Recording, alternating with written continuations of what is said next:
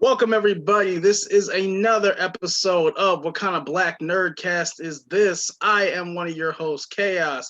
To my left, or my right, or up, or down is JayTezla. JayTezla. Are we on Earth? Because I feel like we're in heaven now. This has been a great week.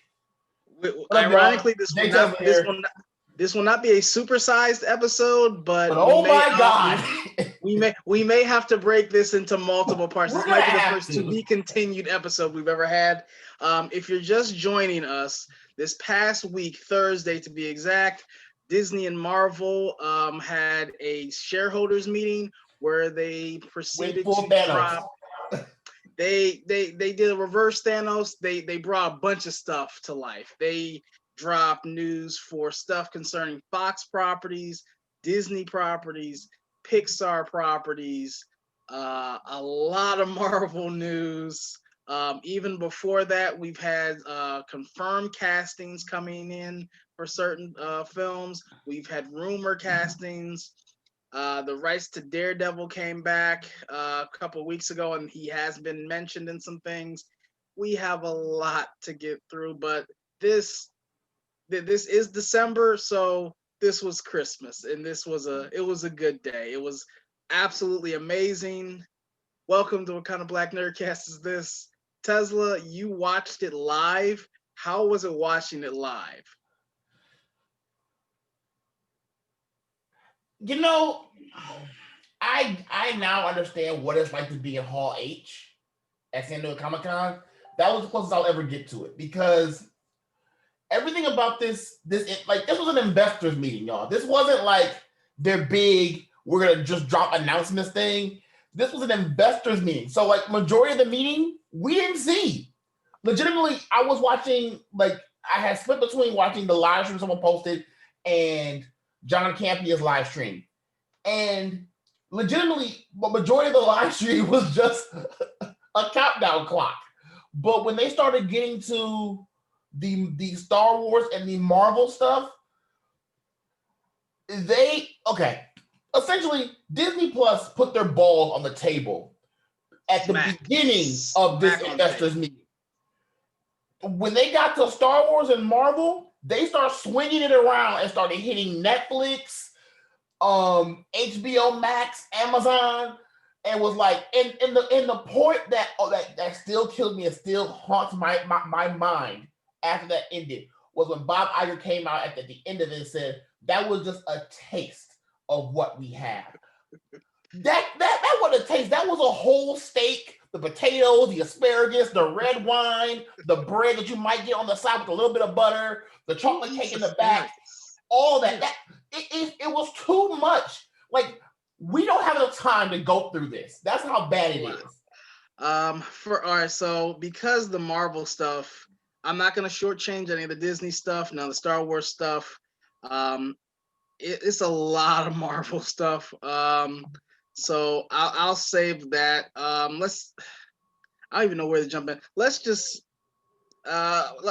jump into the Disney stuff first. I'll start with this. I was actually surprised to see that they are okay. So it was announced that Disney, and when I say Disney, I also mean Pixar. They have announced that they are going to be having spin-off films from successful properties. Moana is getting her own is getting a spin-off. That's a series, not a movie. I haven't found anything specific. It's a series. So Moana, A Princess and the Frog, Zootopia, Big Hero 6. And one more are all getting series. Big Hero 6. Yeah, Big Hero 6 they're all getting series. They're not getting movies. The one I'm excited for is Zootopia. I've said it before on here. I think that film is required watching for children right now. Yeah. It teaches you ageism, sexism, classism, racism. I mean, it's just like I said, I've told this short story before, but when I first put the film on, I was watching it because it was Jason Bateman, and I grew up watching Jason Bateman in my entire life. So I'm like, oh, Jason Bateman, I'll throw it on. And I probably wasn't paying attention to it. And I believe it's earlier in the film where Idris Elba's character says something to the bunny, and it was straight up racist as shit. And I'm like, whoa, like I get the allegory of it, like that was wrong. And I'm then when like, you understand, oh, and then when you understand who Jason is, understand who Idris Elba's kid, like the animal he's playing is, versus the bunny is like, oh, that's reverse racism. I don't know how that works, but ooh, that's a really good pull. And they had me from there, and I always recommend it. Even my friends that have kids, and like, oh yeah, I'm thinking about. I'm like, I honestly, I don't have kids yet, but I'm like, show that to your kid, man, because that to me, it at least doesn't patronize kids, and it's really great. So we got a lot of great spinoffs coming from them. The new film, the Pixar film Turning Red is the new next Pixar film after Soul. Is going to be coming out. I've heard that the creator of the short film Bow, which won the Oscar for Best Short Film, everyone needs to watch that. That is cinematic gold. That to me is probably, if you're going to describe what a short animated film is, that would probably be what you would show somebody.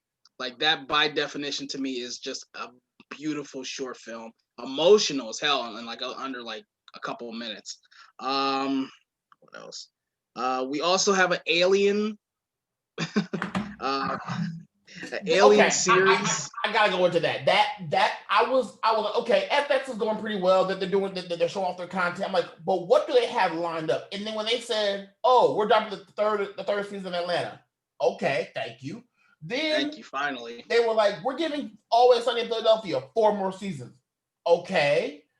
Then we're gonna put Why the Last Man, which is a project that has been put on the back burner for the longest on FX. I just assumed they weren't going to do anything with that because I hadn't heard anything. I just assumed they weren't going to do anything with that. Then we're doing The Old Man, but the last 2 announcements are the thing that took me out of the box, saying we're doing a Aliens TV show set on Earth, and it's directed by Noah Hawley, who directed one of my favorite shows in Legion, and one of my top 5 favorite shows in Fargo.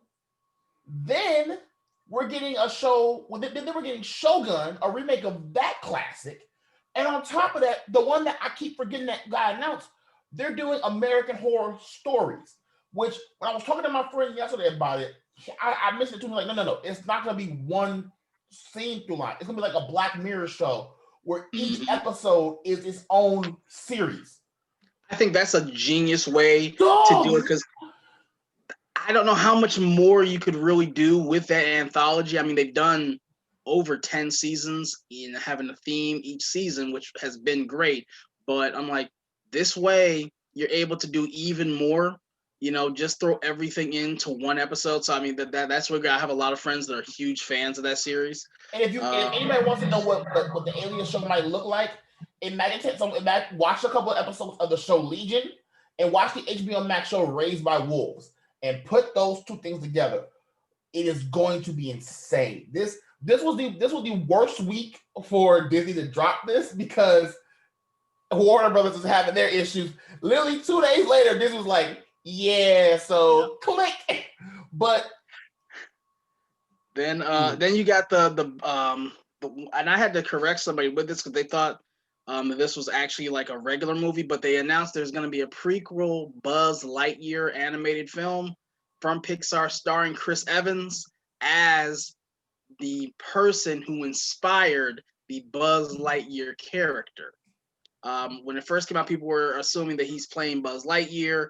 He is playing the inspiration of the character that becomes Buzz Lightyear. So Buzz Lightyear, I guess now they're confirming, is technically based off of somebody, probably a test pilot. I guess their universe's version of Neil Armstrong or Buzz Aldrin. But that's who Chris Evans is actually playing. He's not technically playing Buzz Lightyear. He's not taking the role from Tim Allen, which he even had to come out and correct people saying, no, I'm not taking Tim Allen's role. I'm just playing another version basically of him in this universe, which actually is going to be pretty cool. Lucasfilm, man, they dropped a bomb with all their. Do we even want to get into the Star Wars stuff that they dropped, man, based on the Mandalorian that came out this week?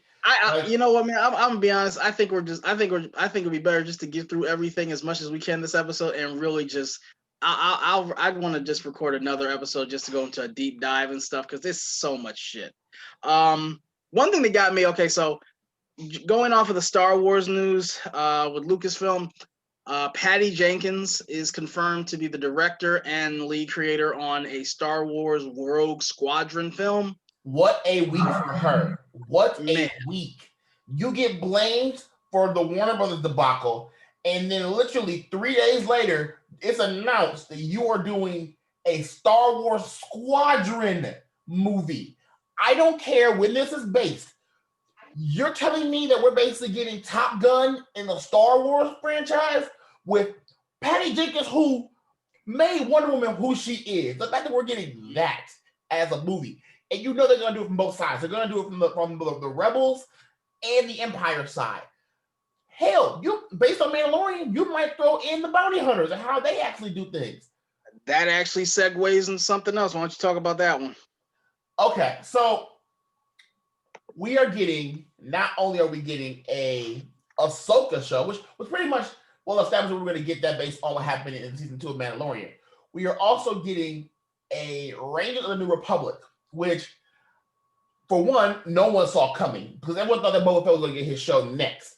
But the way it looks, based on the most recent episode of Mandalorian, which is no spoilers, I think the team for the Rangers of the New Republic will be the following people. I think it will be Fennec, aka Ming Na Wen from Age of Shield fame and Mulan fame.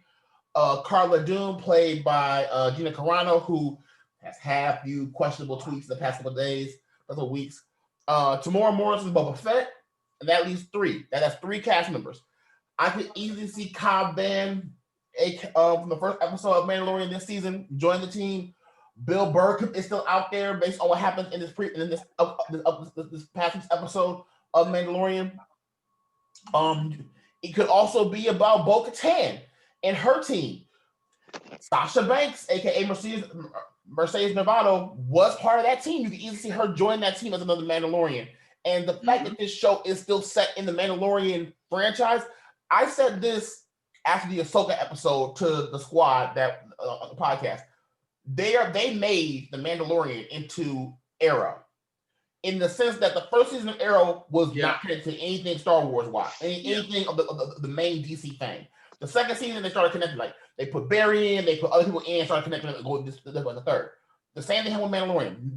These 2 shows, Ahsoka and Rangers of the New Republic, will both tie into Mandalorian, and we can easily see those shows cross over into each other, like a crossover event. They can shoot an episode where Mando shows up and helps someone, things of that nature. It'd be really dope to see what they do, and the fact that it was kind of a very underlined announcement that they gave in the Star Wars announcement. The same set they shoot Mandalorian on, they now have 4. They have 3 more of those being built now or are already built.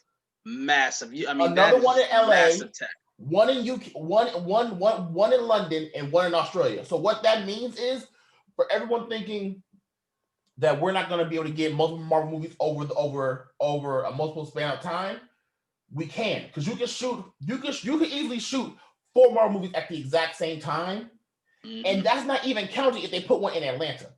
If they put one down there, then now you have 5 studios where you can shoot Marvel and Star Wars at the exact same time.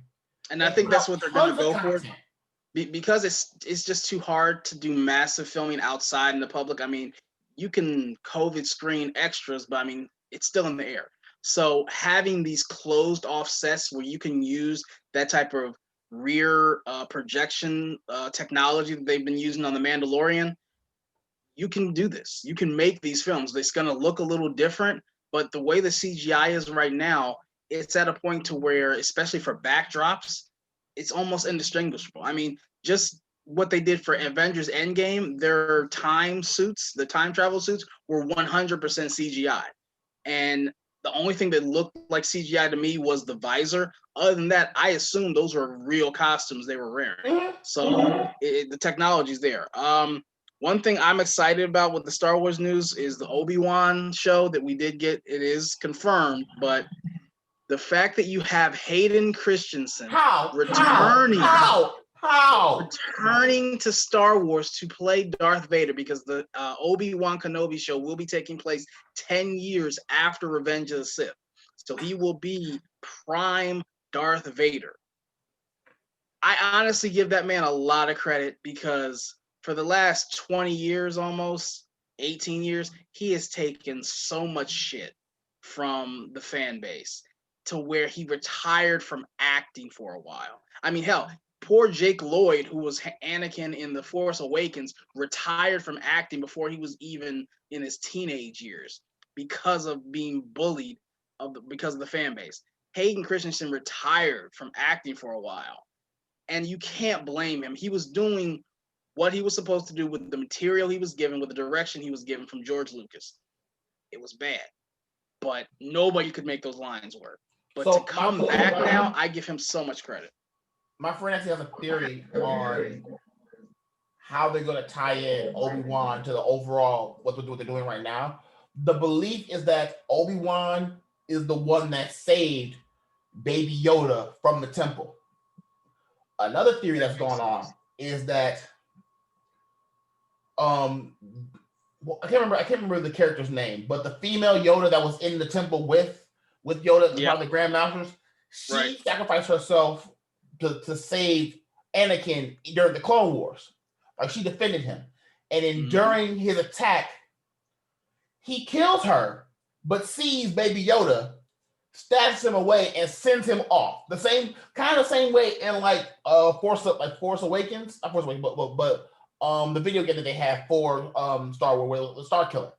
The same way he stashed away someone that he could train up, so that way, because his ultimate goal, Vader's ultimate goal, regardless of what he served in the Empire, was to have a second in command to take out the Emperor. The rule of two. So I can see them using that as a way to build it in. They've already built in exit strategies for everyone on the cast of Mandalorian, except for the Mando and Baby Yoda. So I'm really interested in that. The show that I'm really interested in that people weren't talking about much was The Acolyte. I really want to see how a dark side show looks, especially like a thriller. Like, how is that going to look, and is it covering just Plagueis, or is it covering Plagueis and Palpatine? And I would love if you showed a younger Palpatine under Plagueis and he's plotting against him. They really just, I mean, like we said, not to beat a dead horse, but the Star Wars films have not been as well received as Disney would have hoped they would have been well received. Yes, they made money, but critically, they could have been better. And the best thing that they have done in the last 2 years with the IP is The Mandalorian. And I think they now realize, okay, we have an entire galaxy of stories to tell. We need to get away from this one family. And when you get away from this one family and this one lineage and bloodline, there are still amazing stories to tell. So I'm seeing that they're starting to go away from that, because if you look at a lot of these IPs, yes, they take place in Star Wars, but they are not Skywalker stories. Right. And that is the best thing to do with the IP. It's done. You had 9 films covering this, 3 TV shows. Okay, let's move on and still tell great stories in this franchise. And I'm glad that they're doing that, actually. And I'll say this, and this is on wax, I am excited to be a Star Wars fan again. And you know what's interesting? And it's 2 things they glossed over during that Star Wars announcement.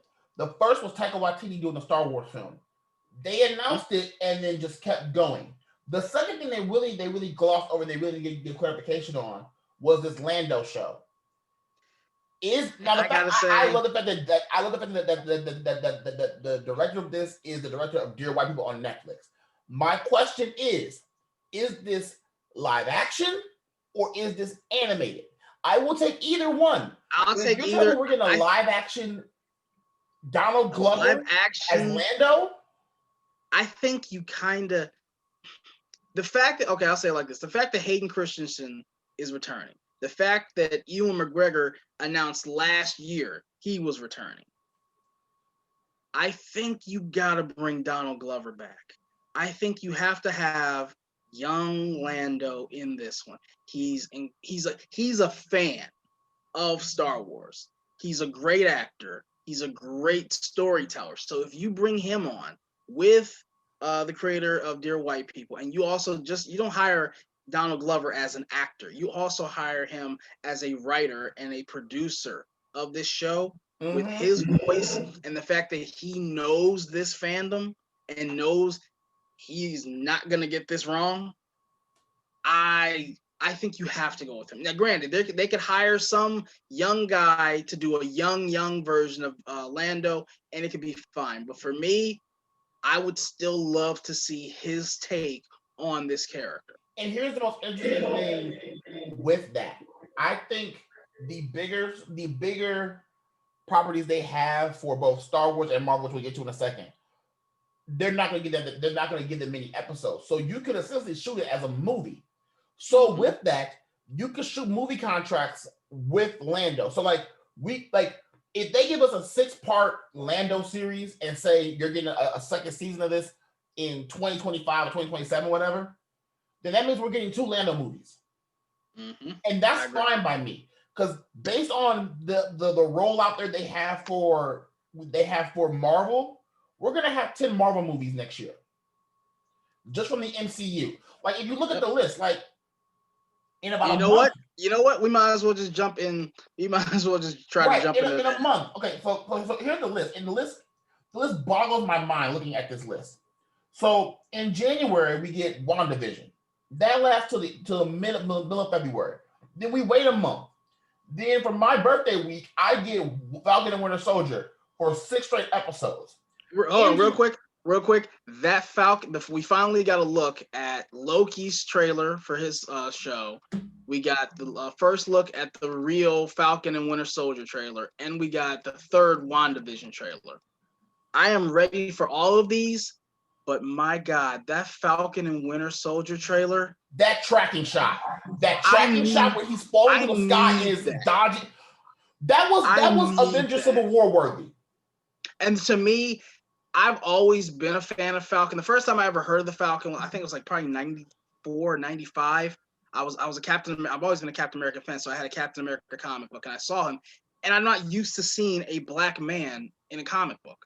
And when I saw that, I always had just a soft spot in my heart for that character. Then when they actually had him in the horrible Avengers United We Stand animated show, that was the first toy that I bought. When I got to go out and buy him, they had a Captain America toy. I'm like, no, I'm buying Falcon. Like, that's my guy. Like, I was so happy when I heard they were casting him in Winter Soldier.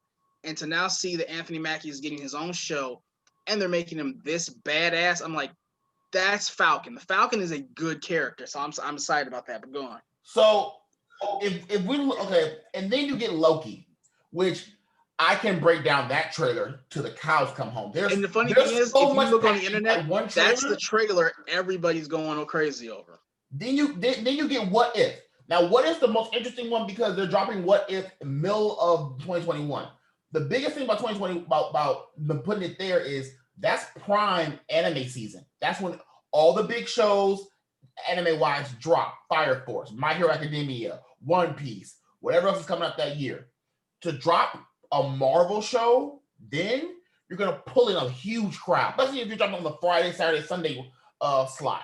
That's a huge slot to drop it on.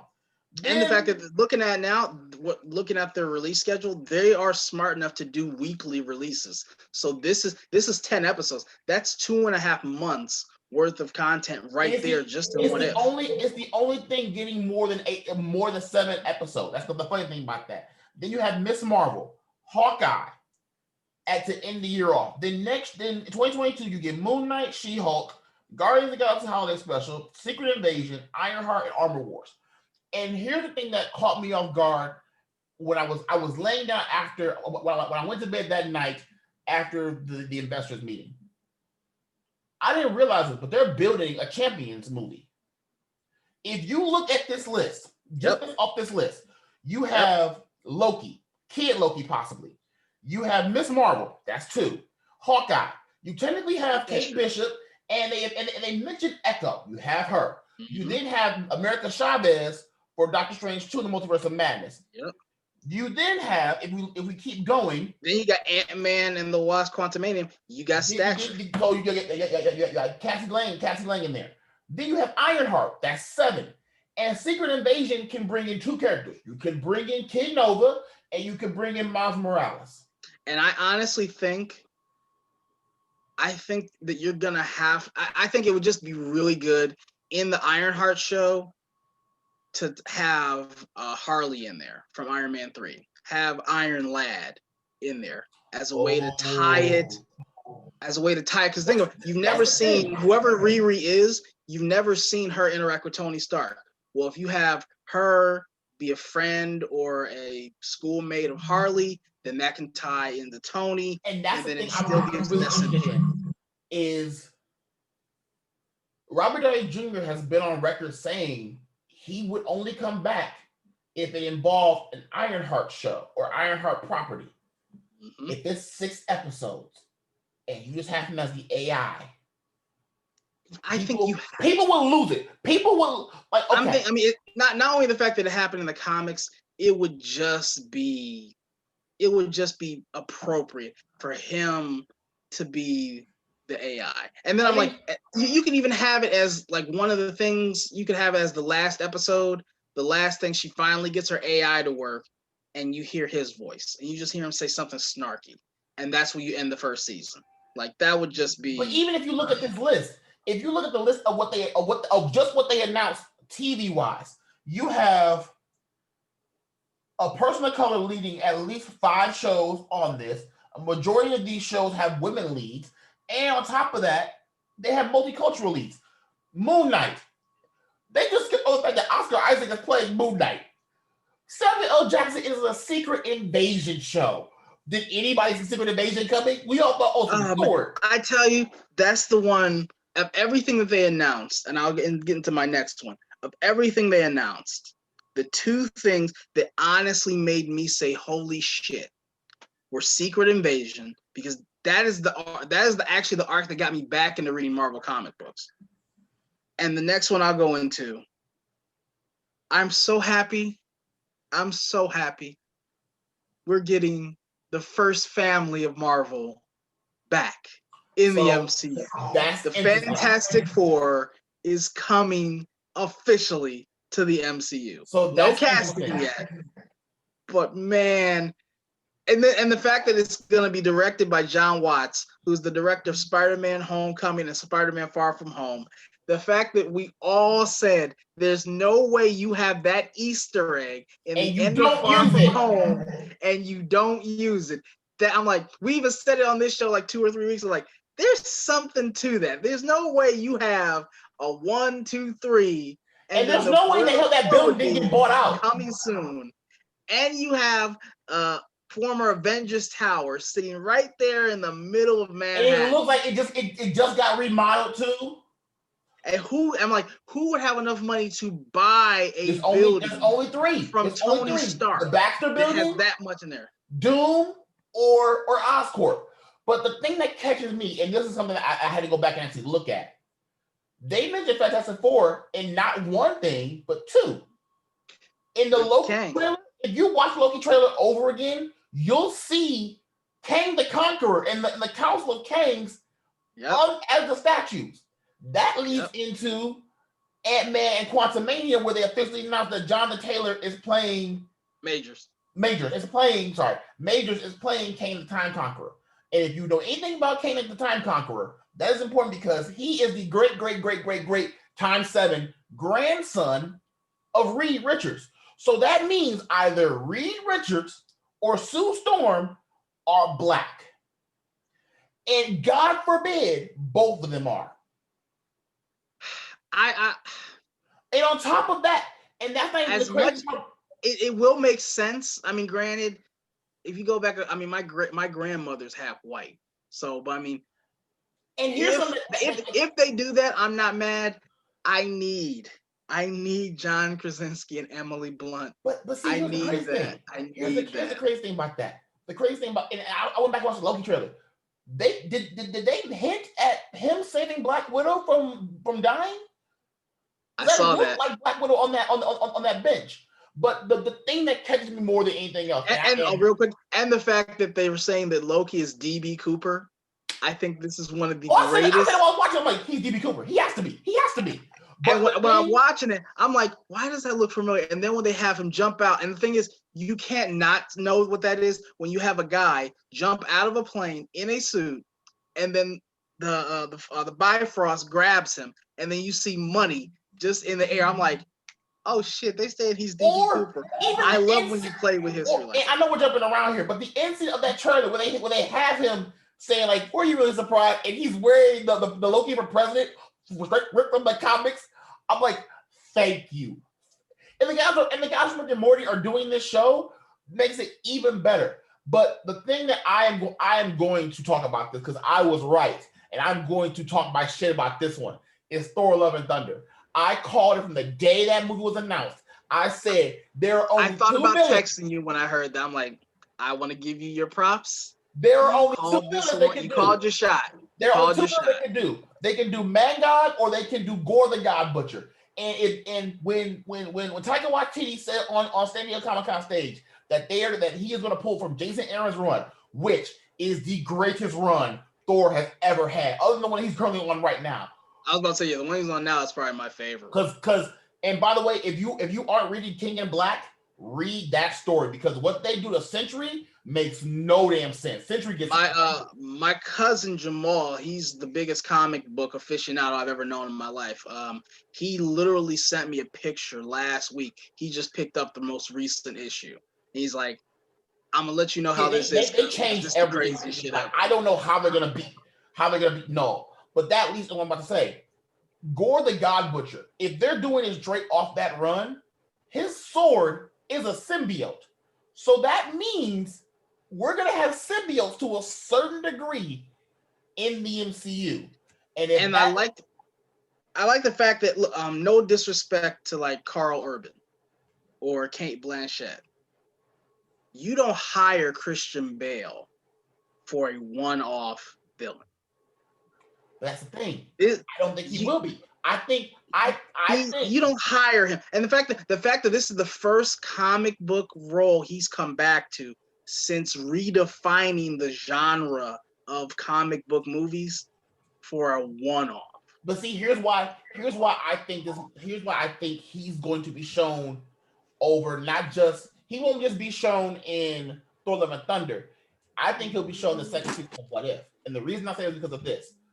If the character has not existed so far, and we know Jane Foster is going to be playing Thor as well, female Thor, what I think is going to happen is Doctor Strange is going to crack a dimension that has and I've been saying the longest that Endgame it wasn't an ending, it was a beginning.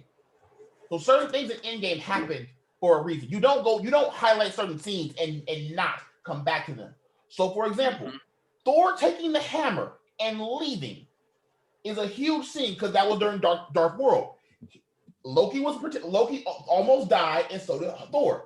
What could have happened? His mom died right there. I mean, you could set up to where Thor dies in that universe to the Brute, and Jane Foster becomes worthy after having the reality stone pulled out of her and becomes the next Thor that throws everything off whack. So Odin doesn't go to the dark dimension to try to fight against Lady Thor. He hates her. What up, Zero? That leads to a whole slew of messes, and Gore the God Butcher becomes who he is. Gore only gets stronger by killing more gods. So if he kills Asgard, and they've already announced that Lady Sif is going to be in this movie. I don't think she's going to be in the movie long. Which I'm so happy about because honestly, she's one of my favorite characters. I think her character is going to be the Heimdall for her for that universe, and she is in the comic right now. She sends Lady Thor out of that universe into a different universe. That way, Gore can't get her. Gore finds a way to get in, and then the movie starts. And the reason a lot of this is going to happen. There's no way there's no way you can do just Gore versus the Thor. You have to do it has to be 3 of them. And in the comic, he fought against a young Thor, a middle-aged Thor, and a King Thor, and barely won and barely lost. You have to have some that equal strength. So Valkyrie, Thor, and Lady Thor could easily go up against Gore the God Butcher and win. And the fact that she throws her out of one reality basically into another, I think one of the catalysts that we're going to see for this is going to be Doctor Strange in the Multiverse of Madness. Which they I think that is going to be the one I think that is going to be the movie that lets everything branch off from it, because you can look at, we know Kang is going to be in Ant-Man 3.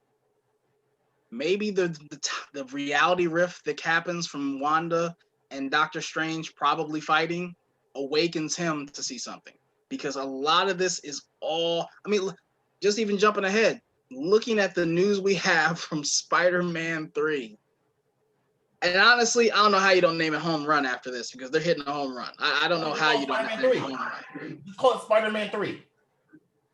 If they, and this has been said, if you do not announce Tobey Maguire's casting with him and Tom Holland recreating the Spider-Man 60s, 2 Spider-Mans pointing at each other meme, you've wasted an opportunity. So here's the thing, and I said this during our chat. I don't think the villain is a multiverse villain. I think the villain for Spider-Man 3 is going to be Jackal. That would make the most sense in that situation, because and you can pull Jackal from a different universe. I think, and this is too, and I'm about to say this, Ant-Man Quantumanium is going to be the most important film of this next phase. Because with yes, you heard me correctly. Ant-Man 3 Quantumanium is going to be the most important film of this current set, because of Kang the Time Conqueror. He is not a villain you one off. You cannot just one off him in an Ant-Man film. The thing is, I think he's gonna be this version of Thanos, and the next one, because you've officially announced the Fantastic Four, it's either gonna be Doom or Galactus. It has to be God Doom. God Doom makes the most sense, because Galactus takes too much, and I don't think they want to repeat what they did with Galactus before. But I think Kang is going to be there because you've dropped him in a TV show, so he's involved in Loki's TV show. Loki is going to be in Doctor Strange too. How, we don't know yet. But Loki's show is directly dealing with time, which Ant-Man and the Wasp dealt with. I could easily see them doing that in some kind of way. I wouldn't be surprised if we get if in Loki we get a female Loki or old man, but we're getting old man Loki. But I would not be surprised, because Kang is in the fucking trailer. Again, Kang is, if you slow that trailer down, Kang statues are everywhere in that trailer. The fact that the majority of that cast is African American is fucking insane. But I'm really interested in seeing that, but I'm more interested in What If. What If is going to be so damn good. Like, you show up, like, I don't even know what the Doctor Strange episode is going to be about, but the fact that he's fighting himself looks dope. You making Black Panther Star-Lord, and his jacket is Star-Lord's jacket, but with the Black Panther logo on the collar. I'm sold. I don't need to see anything else. Give that to me now. The Captain Carter thing, please, yes. That one to me is so badass, because I'm like, that honestly was something they played around with in Captain America: The First Avenger, where Peggy even says, "Well, why didn't you pick me?" You know, so I'm like, yeah, that kind of plays. You, if all things were equal, you would have been a better candidate to get into that chamber than Steve was. You had all the same traits, except you were unfortunately in that time frame looked upon as being down because you were a woman. But if everything was equal, you would have been better. They announced all this stuff, and they still didn't show off Shang-Chi. They're like, we're gonna hold off showing him. And Shang-Chi is done. Ready for it. Yeah. I'm sorry, what? Like, you showed off Black Widow, you showed off Falcon Winter Soldier, Loki, all the other shows, but you don't show off your first Chinese character? What about him is so dope that we can't see yet? Well, they haven't showed the Eternals either. Yeah. And both movies are done. And both of those are done. And Eternals been done. Right? Shang-Chi finished earlier this year, but the Eternals were already done. And there's someone, I found the post and I'll post it to the chat. But there was someone that had a theory that what if the Eternals leads to the X-Men being created? That's possible. I mean, there's a lot of avenues. You know what? For them to be creative. I've said it before. I'm good on the X-Men, man. I say if you have to choose between the Fantastic Four and the X-Men of which one to build around, I'd rather go with the Fantastic Four because I've seen bad Fantastic Four. Yeah. I've seen bad X-Men. I've seen good X-Men. I have not seen good Fantastic Four. So I think it's better. I think it'd be better to go with them because you have more redemption qualities that you could do with the Fantastic Four than you could with X-Men. Yeah, there's a lot of things you can do with the X-Men, but you're not going to find somebody that's as good as Hugh Jackman as Wolverine. You're not going to find somebody as good as Sir Patrick Stewart or Sir Ian McKellen to play Magneto and Xavier. And honestly, you're probably not going to find anybody better than McAvoy and Fassbender to play the younger versions of them. So I'm all right for a while with that. I have not seen a good Reed Richards. I have not seen a good Sue Storm. So what? The question now. You sure? Alba, the contacts. So the question now. I was like 19. And I'm like, why they got Jessica Alba in a blonde wig and blue contacts? She's Spanish. Like, what the hell are y'all doing? So here's like y'all whitewashed it. Yeah. I want to bring up, and it's something that was kind of hinted at, but they never really went into it. This year, when they had E3, they had Giancarlo Esposito out there for Far Cry 6. And he did an interview after where he said that eventually my next thing I'm going to be doing is a Marvel movie. Mm-hmm. Who the fuck is he playing? Because if I would love him to play a villain, but I have a sneaky suspicion who he might be is it would throw everyone the fuck off. What if he's Whistler for Blade? That'd be interesting. That'd be really, really interesting. I would be happy with that. And he's a mentor, cause we've never seen him in like the good guy role. We've always seen him in like the bad guy, the guy that takes over. Which this past episode of Mandalorian, he got his balls snatched from him. But I gotta finish the episode. But I'm really interested in seeing like we talked about them doing Atlanta, which Atlanta for a third season and make it even more ridiculous than it already is. But Atlanta, they're doing Aliens. Like it's a lot of stuff coming out just on this app. The fact that they're giving a Nigerian studio a full animated series to do that, and they're using Disney and Pixar to fund it is gonna be really interesting. I don't know what else. Like, there's so much we can talk about with this, but Zero, what are you most excited about from the announcements? No, I'm like 30 minutes in, so I don't know if you guys saw the one thing we really haven't talked about was Spider-Man. We haven't really talked about anything that's going on with him yet. I'm excited about. To be honest, I'm excited about She-Hulk. With them officially announcing who She-Hulk is supposed to be, Jennifer Walters is supposed to be, one of my favorite actresses of probably the last decade. I'm excited as her. I'm excited. Then to say Abomination's in it because Abomination hasn't been in a movie since the Incredible Hulk. And he was in Civil War. Was he? He's into that in Civil War. No. I'm talking about being in it.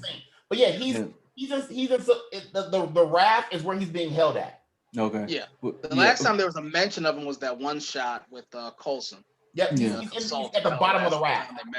Yeah, it makes sense him being in the bottom of the raft. But just to say, like Tim Roth, I felt like he was a great Abomination, and then was not Eric Bana, fucking Edward Norton. He's probably the set of the phase one. He's probably the second best villain after Loki. He's better. He's better than Is he better than Red Skull? I would say yeah, because Red Skull really didn't do that much. Like they really didn't give Red Skull a lot to do. Yeah, they didn't give him a lot to do. That was my only big letdown because I mean that's a Batman Joker type relationship in the comics to where they are just fierce rivals. Was he better than Obadiah? They had one scene, like two scenes together. Obadiah, was he better than Obadiah was? I would say yeah, because you saw Obi come. You saw that turn coming from a mile away. Yeah, you Okay. saw From the first scene, I'm like, oh, Jeff Bridges is gonna turn on his ass. Like it's gonna be him. Can't Like, touch Jeff Bridges.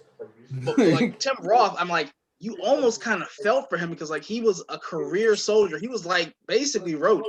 He was a career soldier they were trying to turn out the pasture. He gets this opportunity to show how badass he is. He goes against something nobody's ever seen. Then he gets jacked up on super soldier serum and gets addicted to it. I mean, like that was actually pretty good storytelling. I will say this. When they do that fight between She-Hulk and Abomination, that fight better be more badass than the first one. Well, she has more competency than actual Hulk has. So I'm just saying, she better be suplexing that nigga. It better be Brock Lesnar, Suplex City, all in that bitch. Well, I want to see Germans. I want to see angle slams. I want to see pick locks, all that shit. Yeah, it's gonna probably be real cerebral. It's gonna be a cerebral fight. I mean, and that'll be good too because we've never really seen that. We've never really seen a smart Hulk fight. Oh, I mean, wait, hold on. He really didn't do it that much in Endgame. Yeah, he really didn't. You know what's interesting? If they're bringing back Abomination, I could easily see them bringing back the leader for the second season. I can see that. That I think that's something you keep that one. You maybe tease them, but I'm like, that was the one when I was in the movie, I really didn't know who they were like talking about, who Tim Blake Nelson's character was. But then when you saw the blood drip on his brain, I yelled, I'm like, oh shit, that's the leader. I'm like, okay, and then we never got any callbacks. And you know what? For a decade. What's interesting about them bringing back, I can't remember the actor's name. What's funny about that, and cut you off real quick, because in Avengers, the video game, the villain is what's fucking MODOK. But his head starts to split, and when it first started, I was thinking he was going to turn into the leader at first, but when he wound up becoming MODOK though, so I can see that, yeah. But definitely in the Hulk movie, it was like a no-brainer. And I could see MODOK being the villain for Miss Marvel more than anything else. I can see that too. That would be pretty good because I mean she doesn't have a great rogues gallery because a lot of her villains are borrowed from. If they based off of her new run, they could, but I'd like to know because she dealt in the beginning of her story. She dealt with a lot of the Inhuman stuff. Yeah, since we don't have Inhumans, that kind of like wipes her gallery. And that's going to be interesting to see how they basically don't even acknowledge that because it is technically. But they're not going to acknowledge the mutants or the Inhumans. So that's the funny thing. Is like Agents of S.H.I.E.L.D. takes place technically in your continuity. Agents of S.H.I.E.L.D. then talked about Inhumans. Mm-hmm. Well, they fixed the timeline too. So they have said that there will be an actor playing an Inhuman in the show. So we are getting an Inhuman in a kind of way. So we'll see how that goes. But I love the continuity of the hoodie. 10 points to Slytherin for that. What I was thinking of, she in there going with them giving with them saying I can't remember his fucking name. The guy Mark Ruffalo playing the Hulk. Bruce. Is it possible? Bruce Banner? Yeah. David Bruce Banner? He was like Mark Ruffalo. I meant the actor. You said his name to say he was playing the Hulk. Exactly. Bruce Banner? That's why we were confused. With them, and I'm wearing a Hulk shirt. That makes it even worse. Yeah. With them bringing him into the show, and Doctor Strange's movie is before this. Could we see Maestro as another villain for her? That's like your running theme. You want Maestro in here so bad. Well, they got Maestro going on in the Avengers game, so you want Maestro so bad. I don't think they're gonna go that deep. I don't think they're gonna go that deep. I am taking my wins. I said Gore was gonna be in Thor: Love and Thunder. I talked about Kang before anybody talked about him. I'm taking my W's and I'm running with them. I already gave him his pat on the back about the Kang the Time Conqueror thing. I'm like, called your shot. You did good. You did good. I mean, he called a couple of them. He called Kang. He called Gore, the guy butcher. Like he called a couple of them. Okay, I'm not gonna knock it right now. Where he does. We pretty much left off. The last thing we really hadn't talked about is Spider-Man 3. Spider-Man. He's Spider-Man. I saw a meme where somebody said, who was the dude? They was like, with the way this movie going, the only person that's missing is some teacher that said something. I forget what it is. I can't remember what it is. Just ruined it. Sorry. It's something I can't remember. Are you talking about Spider JJ? JJ Spider-Man? Yeah, the one I posted on the page. Yeah.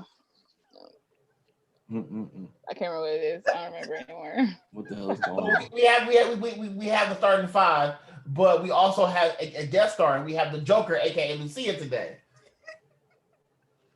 No one else found that funny. I did. What? Not as funny as you did. She just like tried to tell a whole story and had no details. None at all. Could not figure it out to save my life. Okay, but we asked Zero, but we'll ask the ladies as well. Lana and Lucia, what did you both like from the announcement from the Investors Day meeting? Haven't watched anything yet. Nothing. I know nothing. Oh, yeah, that's why I kind of waited. That's why I was kind of hoping y'all kind of. I haven't watched anything yet because I am kind of into this game right now, and I'm trying not to get unfocused because that's gonna make me go want to watch stuff. She's playing Cyberpenis 2077. Oh, she's playing. Yeah, I'm like, Lucky Duck. I haven't played it yet. I wonder what I that don't want to be look thrown like. off. You feel me? Yeah, I want to focus on one thing because it's too much stuff going on in my head right now. I can't add more stuff right now. Where you at? You not in the basement locked up doing the podcast? Who, me? I've never been in the basement. You usually be like locked up in the corner somewhere. No, he just had the camera. I thought that was a basement too. A finished ass basement. They be regulating him to the basement, like go down there and do your thing. With the one light.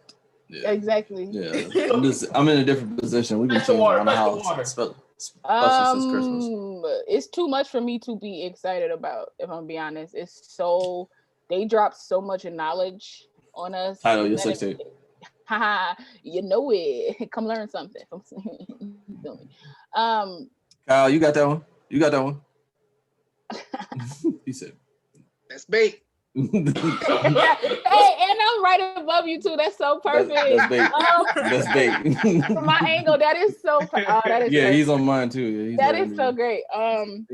But it was so much. Like it was like I couldn't. Every time I blinked, something new popped up. I was like, oh, okay. I think I'm really excited for Rosario Dawson to return in her own show, which I mean.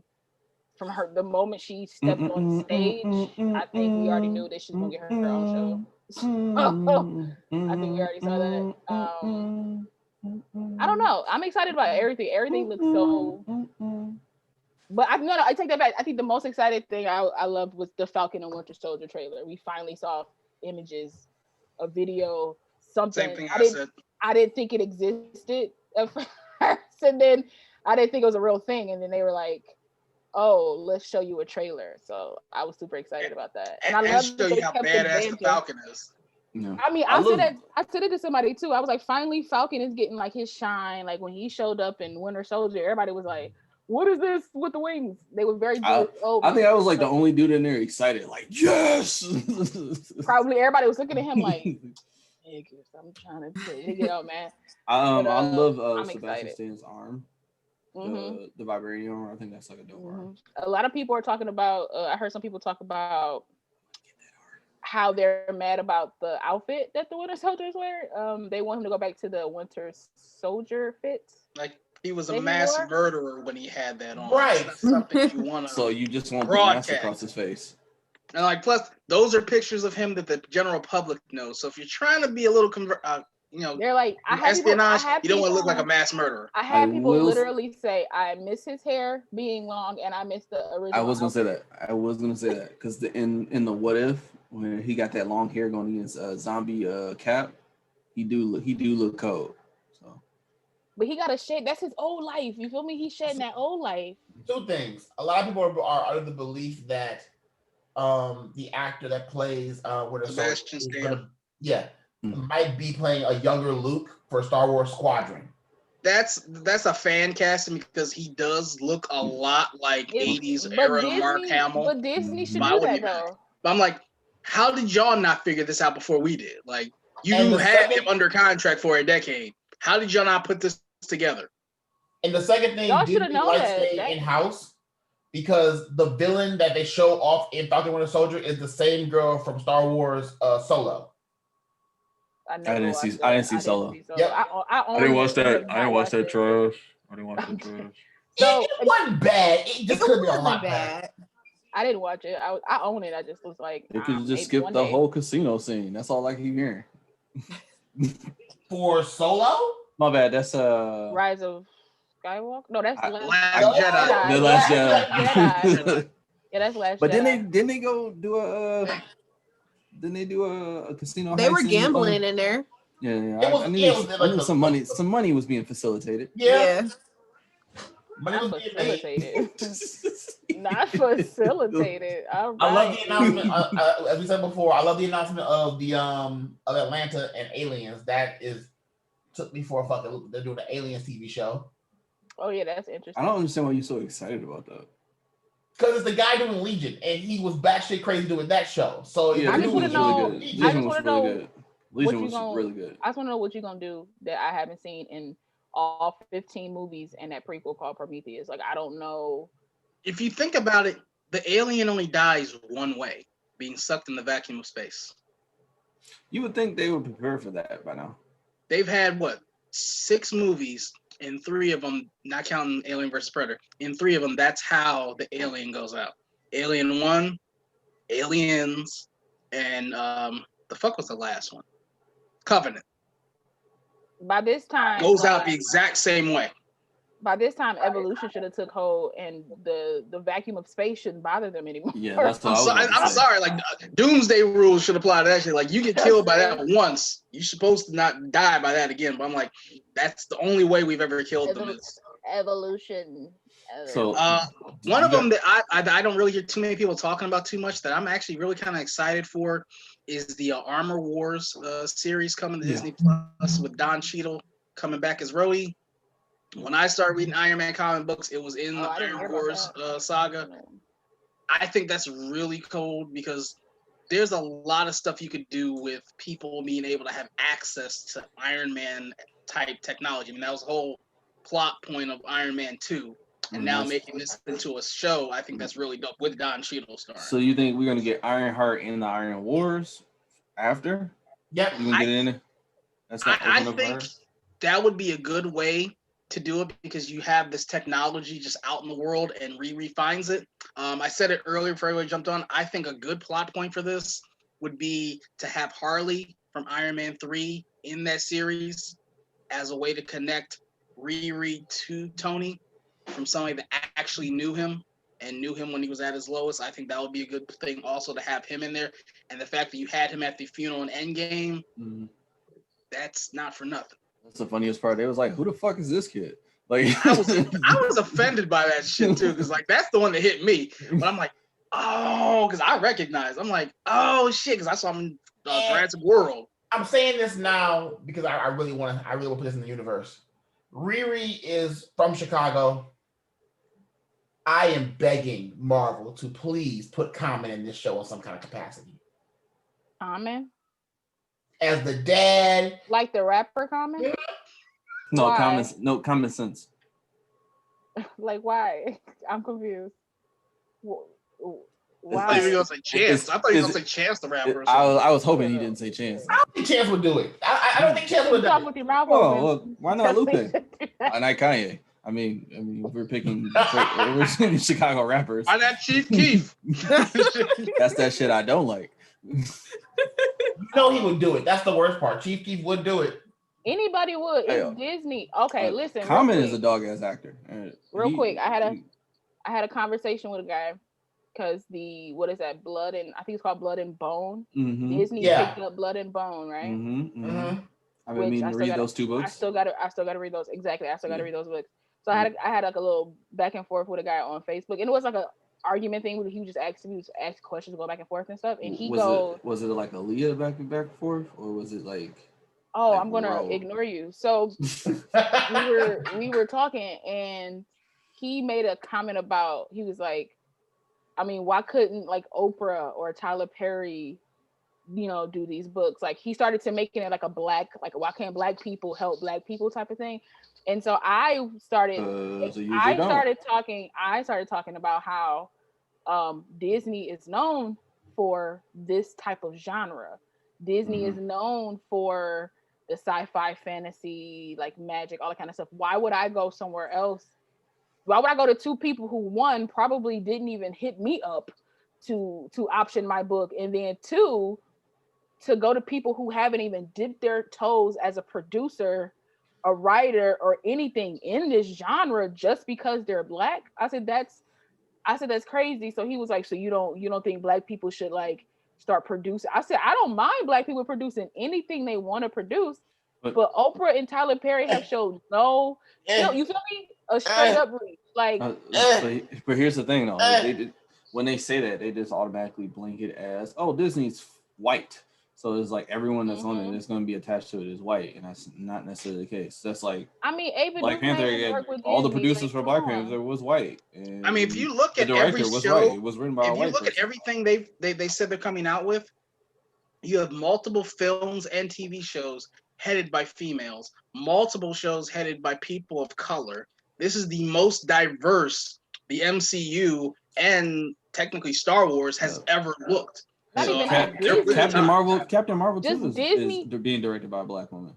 Just Disney, period. I was like, Disney ain't the same Disney that it was. It ain't like, Walt's the Disney no more. It's not Walt's anymore. It's just Disney now. So it's not the pedophile. It's not the pedophile's Disney anymore. No, I just thought it was interesting. Hey Disney, I still like a check, but I'm being honest. Yeah, they know. That's why they took Song of the South off of their Disney Plus show. I'm legit. That's not going to be on there. No, he's gonna take it off. I think this other Star Wars thing. Someone brought this up to me while we were talking about the whole Star Wars thing. I think this will be the last year that Kathleen Kennedy will be running Star Wars, and I think they're going to give it to probably. I think they're going to give it to Kevin Feige. I think Feige gets Star Wars, and he runs both Star Wars and Marvel. Honestly, they should give it to Jon Favreau if I had a choice in the matter. Yeah, that's what I would say. I give it to Favreau. If I had one, give it to Happy. I feel like stop. I feel like Kevin Feige has enough on his shoulders with the MCU. Not to say he can't do more, but not just the MCU. He got all Marvel comics. But I feel like he has enough on his plate with that, like trying to make sure that everything is in like a time. He wanted to do some Star Wars stuff. So I feel like everybody's doing Star Wars stuff now. Quentin Tarantino got an idea for it. Taika Waititi got an idea for it. Everybody's doing right now. Star Wars is just about to become its own entity where it's just like people just pick characters and stories they want to do, and they're gonna do it, and it's gonna be better probably than all the prequels, trilogies, sequels, everything. So, but my hat is like I'll put my hat in the ring for Jon Favreau to take care of Star Wars. I wouldn't be mad at either one of them. Like both of them. I feel like he should be the Kevin Feige of Star Wars.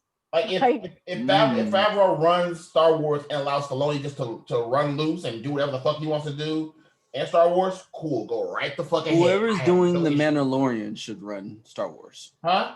Whoever's doing the Mandalorian should run Star Wars. So Filoni and Favreau. Okay, I didn't know the name. All right, there we go. That works. And they're the ones that are doing the Ahsoka Tano show. Dave Filoni is going to be the showrunner for that. Oh, for sure. He's not letting anyone touch that character but him. He should. I gotta watch that movie though. I have not seen any of the Clone Wars and Rebels. So you talking about 2 and 3? I gotta watch all that. Clone Wars is 2. Don't be surprised that Bryce Dallas Howard starts all doing it. More for Star Wars as well. Her episodes have been really good. Who's? Bryce Dallas Howard.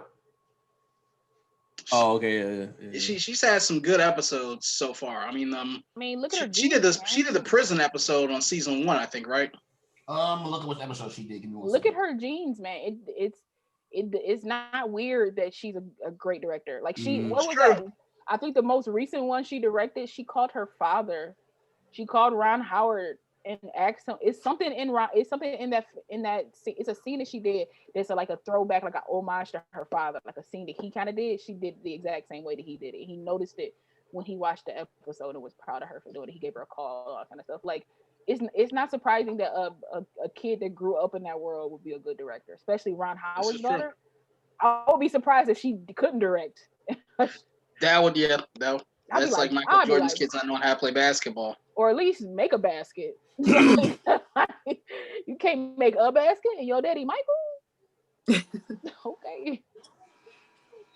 You know, she did my the daddy, episode. my daddy Gregory and I can't hold a relationship, so it all works out. You feel me? It all works out the way it's supposed. So Bryce Dallas Howard did 2 episodes so far. She did the episode where Baby Groot Baby who? Baby Groot. Grogu. You said Groot. His mama name him Grogu. I'm gonna call him Grogu. I didn't say Groot. I'm sorry. She did 2 episodes. She did the episode where Carla Dune is first introduced, and she did the episode of this past season where Bo-Katan shows up. Okay. 2 strong ass episodes. She can do story, and obviously she can direct women well. Bill Burr can do no wrong. I'll tell you that. Dude, I haven't finished the episode, but he's hilarious. The fact that he is his whole life hated Star Wars makes it all the more crazy. Right. The guy has built his stand-up career hating on Star Wars and Star Wars fans, and he is this good in Star Wars. As absolutely unbelievable. It makes sense though, because listen, when you go into something not caring about it, you sometimes 9 out of 10 you do your best work. He probably don't care if he falls out of his face, and Bill Burr is the type of person who I feel like, based on his comedy, if he falls on his face, he like, I got a good bit. I got a good like 10-15 minute bit if I fall on my face. I don't care. He don't care about Star Wars. He's been talking about it. That's why he's like killing it. Yeah. I enjoyed it when he first started. So to know that he's back, spoiler alert, thank you. I can't wait to see him. Well, they mentioned him last episode. So. I wasn't paying attention to that. I don't know his name. I don't know his character name. What are you talking about? I don't. If they didn't say Bill Burr, I'm not gonna know who he is. Like, yeah. Wonder what Bill Burr is doing in prison. Exactly. His name should have been like BB or something on there. I'd be like, oh, that's my dude, Bill Burr. There it is. They announced a lot of stuff during that investors meeting that even we didn't get to see half of that shit, which is kind of interesting. But we were talking about Loki the most because Loki don't make no damn sense of how good that show fucking looks. My mom flipped her lid when I showed her that trailer. I was like, your mama did what? She flipped her lid when I showed her that trailer. I was like, that's big. I tagged her. It's not. Don't do that to my mama. But anyway, Tom Hiddleston has that effect on him. Tony. No, I tagged her on Facebook and I was like, yo, did you watch the trailer? And she was like, what are you talking about? And then I'm like, just go to your Facebook. I tagged you.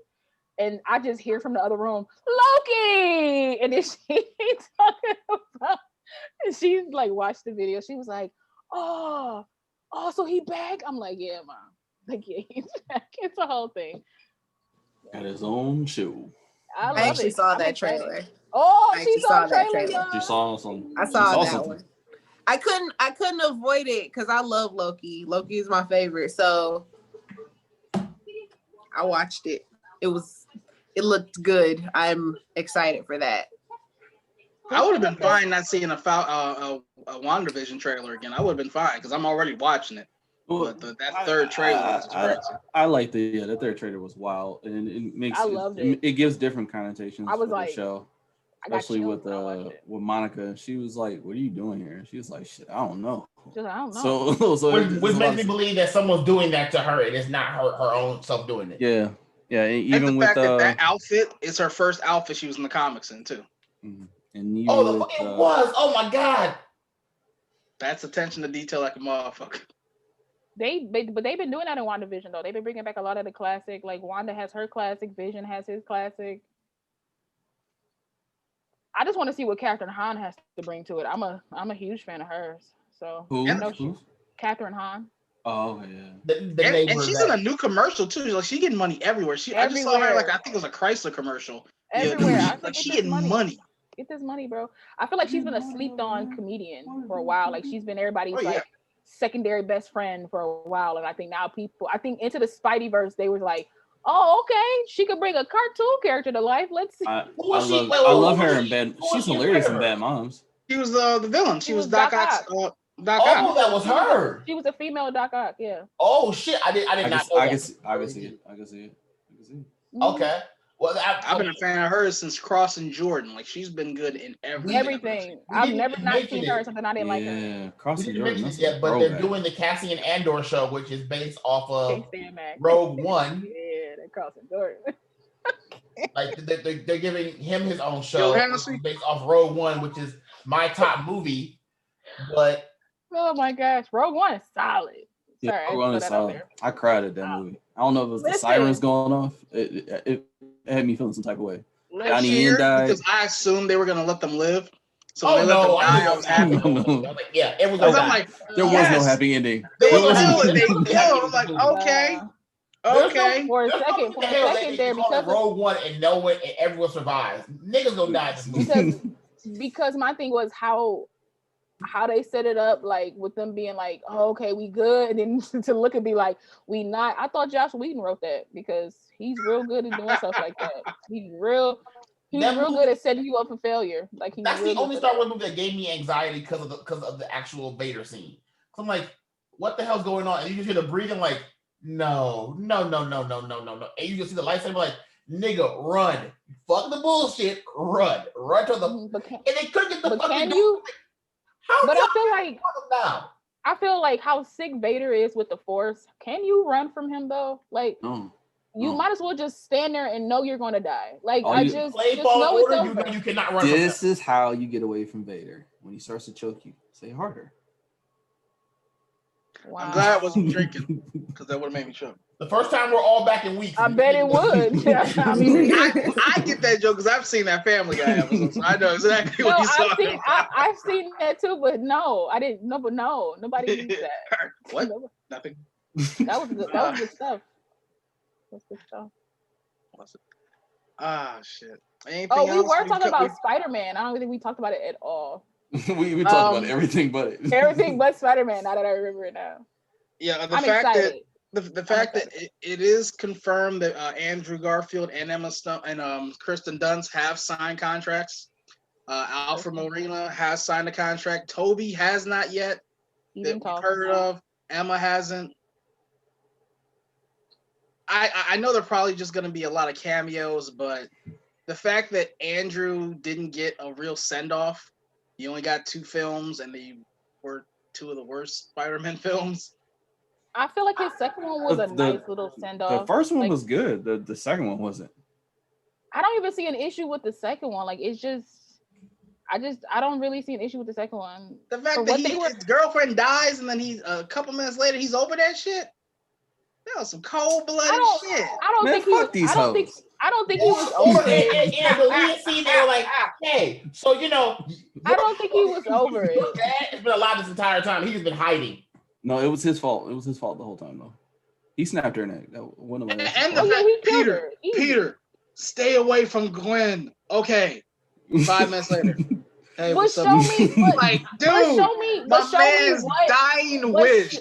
Leave my fucking dog. It don't matter. It don't matter. Leave my daughter alone. It don't matter. I'm dying. What? That's all I want. Okay, I got you. What teenage boy is gonna be like? All right, I'm gonna stay away from the girl that like I love. Like no teenage dude is gonna do that. Like in the movie theater, that got booze in the movie theater I was in. People was like, stayed away for as long as he could. He stayed away a day, no self-control. He didn't even wait until after school. He did that shit. He did that shit during 4th period. He didn't even wait until after school to fucking get on, man. She died. Like, they didn't even go to lunch yet. He's trying to get in the ass again. Like, come on. That's why I hated Garfield Spider-Man. Garfield Spider-Man was just too. He was just too like he. The only thing about his Spider-Man that irked me, honestly, I feel like as a first, like as 2 films, they seem the same. Like they blend together. There's nothing wrong with it to me. But the only thing about his character for me was that like you supposed to be like awkward and nerdy. He was smooth as eggs. Like he was just too smooth for me. He was just the whole thing with the cup and he hit the cup and he caught it. I said, where? He had the Venom where he's playing basketball. I'm dead. I'm like, dude, he had the Venom in him. So you had no problem with blue Electro? No, all I had a problem was with that hair. To me, the way they set up Jamie, Bitsy Spider. The way they set up that was funny in the scene when he actually jumped into the things. That was funny. The way they set up Jamie Foxx's character to me is the same as how they set up, like his awkwardness is the same as how they set up Halle Berry's Catwoman. Her persona. It was Poison Ivy and Batman. That's the reason I'm making the comparison, sir. Yeah, It was the dumbest. I was like, oh, he's awkward. Like, it was so like, we get it. He's supposed to. It just wasn't done. That wasn't done properly to me. Like, I love how Hollywood shorthand for awkward is just carrying a bunch of shit at one time and falling it. Oh my god! Like, that's Hollywood shorthand for a nerd. I fell. Really? No, stop. Like, to me, that setup was like stupid. It was like, you are trying to smack us in the face with the fact that he's awkward when awkward people know how to walk, right? Awkward people he's kind an electrical of know engineer, how to talk. So he's smart. He's smart, and y'all not portraying him as such, and it's like, ugh. Hell, let's talk about making Paul Giamatti a fat guy from Brooklyn. That was offensive. Wasn't he the Rhino? That man is an Academy Award nominated actor, and that's what you do with him in the film. He wanted to have fun. You give him a head tap. He wanted to have fun. Leave Paul Giamatti alone. I just watched him in Fred Claus. I love him so much. The Rhino. I'm like, dude, like, I am the Rhino in this giant mech suit. Get the fuck out of here. And I'm sorry. If your kid's dumb enough to think that Spider-Man mask is gonna help him versus a damn mech with machine guns and rocket launchers. Oh my god. Okay, but we're not gonna. It happens, man. You talk about that, but you don't talk about the Peter Parker scene in Iron Man 2 when he has the glove up. Everybody's like, Iron Man saved him. It's so great. Hey, Uncle Ben probably got his ass kicked later that night because Peter's mouth ass said something to Aunt May about that. Peter got his ass. I almost died. For you. You're confusing. Ben? You're confusing. Really, Ben? You're confusing Peter Parker with Tom. So that's how he died. The same person. So that Peter can't keep his mouth shut. No, that Tom can't. Mr. Stop. Mr. Stop. Oh, let's not do that. I'm gonna start crying. Can we not do that? I don't feel so good. Okay. I can't wait to see any of that. I mean, just the fact that you'll see Toby back. Granted, Spider-Man 3 happened, but still, I love Toby, and to see him back, even if we don't get him in the suit, I think that'd still just be cool just to see Toby back in the Spider-Man. What if he's somebody's Uncle Ben? Yeah, that's what I was thinking. But you know what's funny? He sees Venom and he was like, "You're not my Eddie." Yeah, that'd be funny. That terrible ass Eddie. Oh, listen, man. You mean Topher Grace's Eddie? Because that was Lord have. Listen, no, I love that. He was a creeper. Hey, Captain Stacy, I'm dating your daughter. Like, I didn't know nearly as much about Venom back then as I do now. But I even knew back then. We was like, what I even knew back then. I was like, what is this? I was like, that's not. I was like, this is, huh? Yo, man, that was fan outrage back then. It was like, fucking that 70s show, really? Mm-hmm. Everybody was like, wait, they didn't get Ashton. I mean, Ashton's kind of big. At least he could put on some pounds. Well, all they had to do was just make when he's in the symbiote suit, just beefing him up. That's all they had to do. That's all they had to do. You know what's funny? And the fact that he had no motivation in that movie too. He was an asshole in that film. I mean, Topher is an asshole in general. Defending that Venom choice, like, oh, they're doing it as a mirror of Spider-Man. They want to be cool like that. But in the back of my head, I'm like, this is the dumbest shit I've ever seen in my life. Why am I defending this shit? A mirror of Spider-Man was watching him do that fucking dance down the street. That was a mirror of Spider-Man. Like you could tell that shit was a horrible like that was all peroxide. We don't talk about that part. Like that was. Then like I said, this is introduction. I'm like, this is one of his top 5 villains that anybody would know, even lay fans would know. And his introduction is having the camera. Oh, hey, Captain Stacy. By the way, I'm dating your daughter. Like, the fuck? Like, that's how you introduce Eddie Brock? But that's like, my thing. He's not intimidating. What was that? Like how Kyle was talking about. That's like Hollywood's attempt at like a nerd. I feel like that was Hollywood's attempt at being like, he's evil now. I dance down the street in New York in a black suit with black hair. Like, I'm evil now. If that's the case, I wear black every day. I must be a villain. I saw that opening night. That was one of the first films I saw opening night. That theater was quiet during that part. Like, it was awkward. People was like, this is what we're seeing in a Spider-Man film. Remember, this is before this shit was huge, so this is the only big comic book film we knew we were getting. And that scene happens. Like, Well, X-Men was around that time too, but And now you all know why I'm concerned about Doctor Strange 2. Because I don't want him fucking up that movie either. Sam Raimi and horror.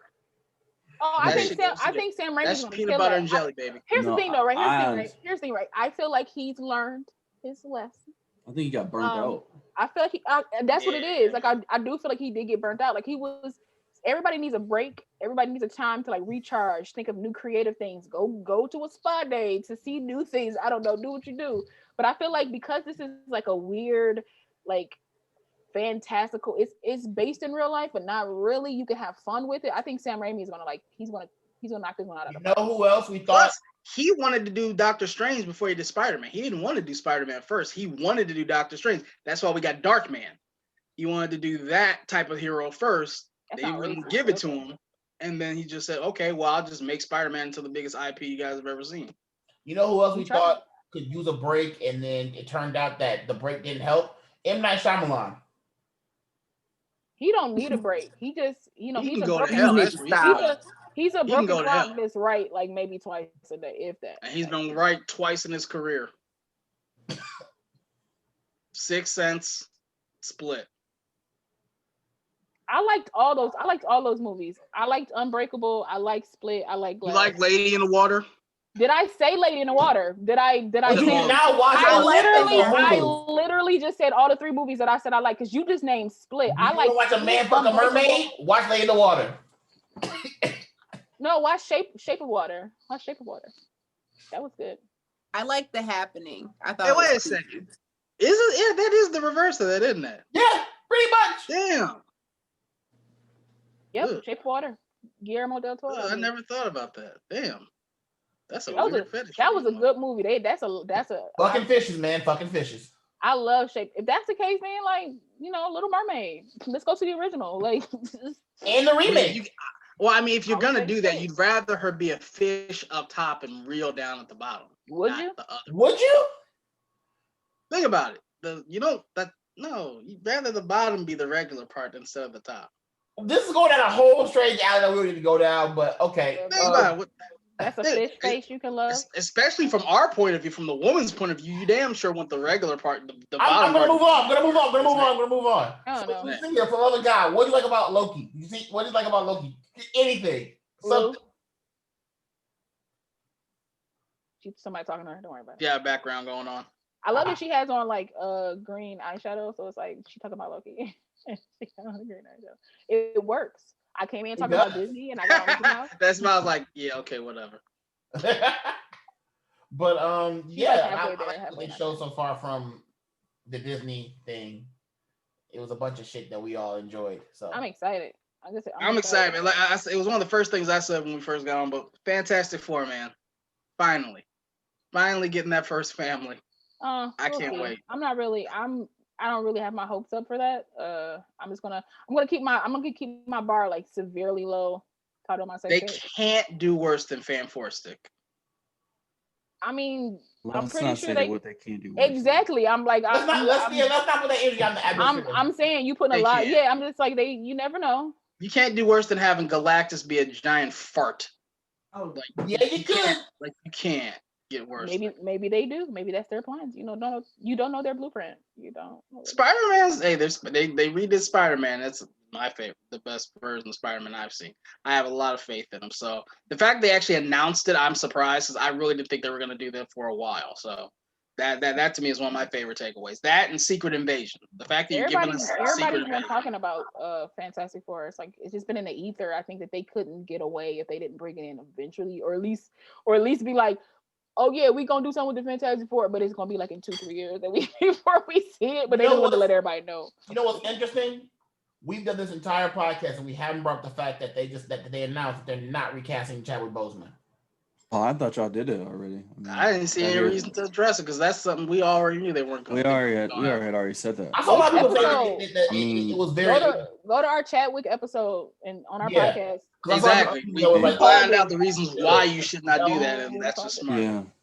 We discussed that. We're always ahead of the curve. Come on now. But I'm annoyed with like humans because anytime I see like a report that says something about Chadwick or whatever not getting recast, people are like, I get it, man, I understand, but like I mean, I feel like his story needs to continue. And there's 3 different Supermans, and I'm like, that's different. That's totally different. They all had different eras. There's and I'm like, none of them passed away doing the role. Right. Like Christopher Reeve was removed from Superman when he got paralyzed. They all had different eras. But it's also like the equivalent of like if they were like, let's recast Heath Ledger for the Joker. It'll be the same thing. Like you wouldn't do that. A part of the Dark Knight series. Exactly. Everyone would have been upset if they did that. Exactly. Everybody would have been mad about that. But Lou, what did you take away from the Loki trailer? It just looked fun. Like I'm just ready to see him back. You know what I'm saying? Like I kind of miss my man. Oh, okay. You claiming him? That's cool. I love them, and like I said earlier, I love the fact that they've made him DB Cooper. I think that's absolutely hilarious. My question: did one of y'all put this in the group about how, or did Kayos put this on his page or the Wakinda podcast page about how it's like similar shots in Iron Man and Loki, and then they think that's going to be his arc, that he's going to become like a good guy in his TV show? The second I saw that, I'm like, you know what that shot represents. Oh, you mean the post yeah, the dirt? I mean, like you just had that last year when you started talking about the history of the MCU for the 10-year anniversary of the MCU trailer. You had that as your first shot. So I'm like, you don't put that in there, and that's not for nothing. That's not just fan service. I wouldn't be surprised if by the end of this, there's multiple Lokis running around the MCU, because that's terrifying. Yeah, they have Richard E. Grant in the show. He was playing an older Loki. I won't be surprised if we get a female Loki. If we get a good guy, kid Loki, that's part of a Young Avengers or Champions team, and then just adult Loki. I'm all for it. Did y'all talk about how Lady Sif coming back for Love and Thunder? Yes, I'm happy about that. And the fact that, speaking of Loki real quick, the fact that they got Owen Wilson in that thing, and like that was just part of it. Listen, the fact that he didn't look any older, but just his hairdo made him look older. Listen, I don't know. I didn't recognize it until I heard the voice. I don't know if that's makeup or whatever it is, but it was I feel like Owen Wilson is one of those actors that people forget, like how they forgot that Michael Keaton is a very talented actor. I feel like Owen Wilson is on that same ladder of a very talented actor, but Hollywood burnt him out so much in being this particular character that he was like, I gotta step back. And he was kind of the non-sexy Matthew McConaughey, where he just did rom-coms. Yeah, like Matthew McConaughey, like Owen had to go on his comedic chops. McConaughey just took his shirt off. But like Owen can act. Like if you ever seen Bottle Rocket, like the dude can act. He's a really good actor though. He's like a very like unassuming, very great actor. Even the scene you saw in no, that's his brother. Oh, okay. I get them motherfuckers confused. Even if you see the scene, like the little bit of scene you saw with him and Loki looked awesome. You're like, oh, okay, Owen. I was happy. I was like, okay, I'm ready to see you again. Plus, he just looked nice. I was like, boy, that boy aged pretty well. It's that hair. That was crazy because I'm used to seeing the gold locks. Like the fact they really didn't have. I'm like, listen, darken that hair up. Sometimes you gotta step away from that teen idol type joint, because when Chad Michael Murray made his hair darker, I was like, okay, bro, we growing up. I'll be honest with you, it was until like the 4th episode of Agent Carter before I realized who that fucking was. See? I did not recognize Chad Michael Murray with his hair like that until I really started reading the opening credits. I'm like, damn, Chad Michael Murray in this? Where is he? And I'm like, oh shit, that's it. Mm-hmm. Like, Look at wow. Look at it going. Yeah, I like what I saw so far. I would be very shocked if they don't put the rated R stuff for the MCU on Hulu and keep it way the fuck over there. Like a second season of Hellstrom, maybe a Ghost Rider show. That's the thing. They didn't announce that, or they didn't even talk about Blade either. That's just already. All they said about Blade was, here's the actor, here's the director, moving on. Yeah, they didn't show anything for that. They had like a little title card, but that's about it. I think the best way to really bring that back, if you're gonna commit and you have to doing a Moon Knight show, that's a whole different part of the question. So that's how you bring them in. Do a Marvel Knights. MCU Disney Plus or MCU Hulu? Disney Plus probably. Did the investors say that they're going to split up the MCU like that? They're going to put some stuff on Hulu, or They that's didn't what say you want to anything happen? regarding that. They've been getting a lot of pushback from what I saw from Hulu people. Hulu people want to keep their Hulu as their Hulu, honestly, and the Disney Plus their Disney Plus. Honestly, they don't want to I do see them too. merge. I don't want to see them merge because it's probably going to dilute the Hulu brand by having that, because it's all going to go to serve Disney Plus. But for me, Hulu is a good brand but on its for own. me personally, I don't want to have to go back and forth between Disney and Hulu when I want to watch something. If it's going to be MCU related, put it on Disney underneath that Marvel moniker that y'all made on Disney Plus, and leave everything under there. I don't want to have to go to Hulu or try to remember like, oh man, I wanted to watch this. Is it under here? It's like, that's too much. And that's too much content under one like interface. I mean, Hulu by itself has basically, outside of anything on CBS, everything that's currently airing on Fox, ABC, NBC, and all three of them, 3 out of the 4. Mm-hmm. And then you add in everything on Marvel. That's just too confusing. I mean, you shouldn't have to go. You shouldn't have spent 5 minutes just to get to the latest episode of Bob's Burgers. Plus, Hulu is a place I go to when I'm like, oh, what's that movie I want to watch? What's that movie that nobody else has? Hulu is that place. I love Hulu for the TV shows, because like it lets me catch up on stuff that's currently airing. Like if I missed it last night, I know I can watch it on Hulu in the morning. You know, it does have a need for it right now. I mean, outside of really The Mandalorian, everything on Disney Plus is pretty much like nostalgic stuff. It's nothing that's begging you to watch it right now. Hulu is like, you have that as you cut the cable cord. You can just have Hulu. Hulu is similar to all the other streaming. They got their own original content as well. So you, on top of their original content and all the networks that they service as well, you're gonna add another network to it. No, leave all y'all stuff on Disney, leave Hulu with Hulu, and keep it moving. You know what I'm saying? Now, if y'all wanted to like cross-pollinate, have some crossovers or something, I don't care. I don't know how that's gonna work, but I don't really care. Like, don't cross. I don't need it. And then, like I said, like if you have the R-rated content on Hulu, that's a draw for Hulu. I mean, anybody that's a Daredevil fan that wants to see the rated R Daredevils, throw them on Hulu. Now you're getting $7 extra a month for Hulu just for having Daredevil. Why? Just put them on Disney Plus. Like, I don't see. No, Iger is not gonna. There's no way in the hell Iger is going to put anything rated R on Disney Plus. You can make it. You can. But here's my thing. If I'm a 12, 10-year-old kid, there's no difference for me between Hulu and Disney Plus. I can go to Hulu right now and watch whatever I want. If my parents didn't parental block it, I can watch it. So you need to put a parental. They have parental blocks on Disney Plus. And I don't know why they think that just having that stuff on there is gonna absolutely corrupt the brand. I'm like, we all know you own Lionsgate, you own Touchstone Films. Like, we know this. So the movies you put out there that are rated R and shit, like nobody's burning down the Cinderella's castle. We're not stupid. Being honest, they do curse a lot in the Avengers movies. Ass shit. Barely. They still PG-13. Like, they barely do anything like that. So I just feel like, I mean, if you can put Deadpool 1 and 2 on Disney Plus, you could put anything. You could put Daredevil and Jessica Jones and Luke Cage or whatever on Disney Plus as well. Like, which also Disney now has. Yeah, Disney does. Go talk about Zero. Disney now has the rights back to Daredevil, and there's a possibility that Daredevil. It was rumored before it actually happened that Daredevil will be in Spider-Man 3 for whatever reason. Directly, if it is, we're not exactly sure. And more importantly, it's Charlie Cox. So it's not anyone else who they're just trying to make Daredevil. It's not like we're getting Ben Affleck back as Daredevil or anything like that. I'm dead.